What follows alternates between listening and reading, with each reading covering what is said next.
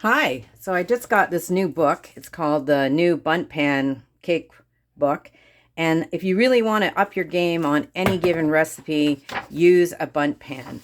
The shapes and colors that you can get in it are fantastic. There's a couple of samples here. The mini ones I love. I love that they're just dusted and you don't actually have to use icing, though you certainly can. The number of shapes that come in and the sizes that it comes in. Look at this beautiful Easter one. Christmas, that's just a basic cake with icing sugar put on it. They're just lovely. Look how elaborate this one is.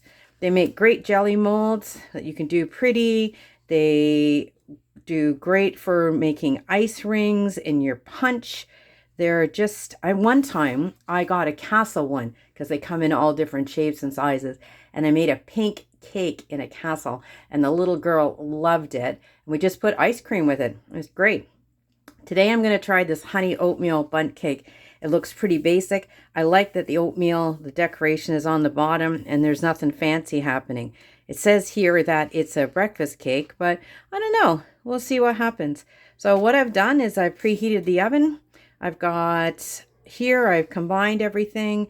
I've got my flour ready. I've combined the butter and the sugar.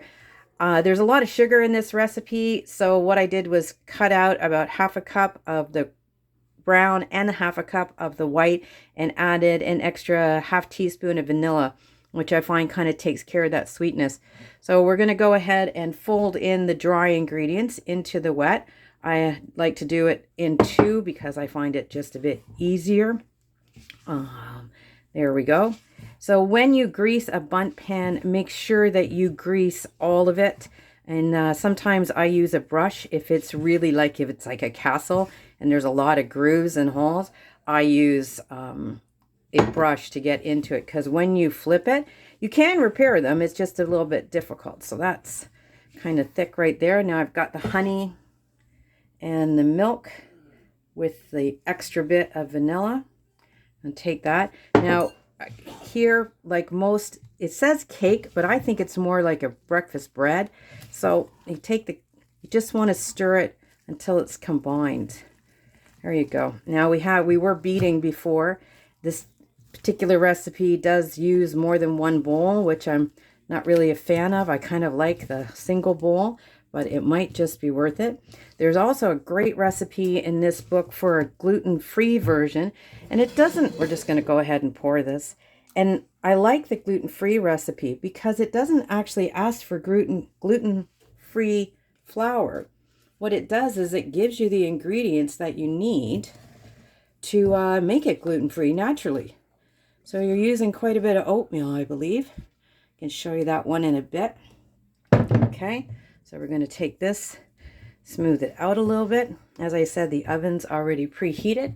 Now we're going to take the oatmeal, and we're going to take the oatmeal and just sprinkle it on. You can sprinkle some nuts on here. You can sprinkle some cherries on here, some dried fruit, just something, you know, every family's different. I'm not measuring this. I'm just eyeballing it. I know what it wants to look like. So there you go. That was easy enough. Now into the oven for 45 to 50 minutes. I like to put it in at 45 and then go from there. So we'll get this around to 45. We'll get this in the oven and I'll be back.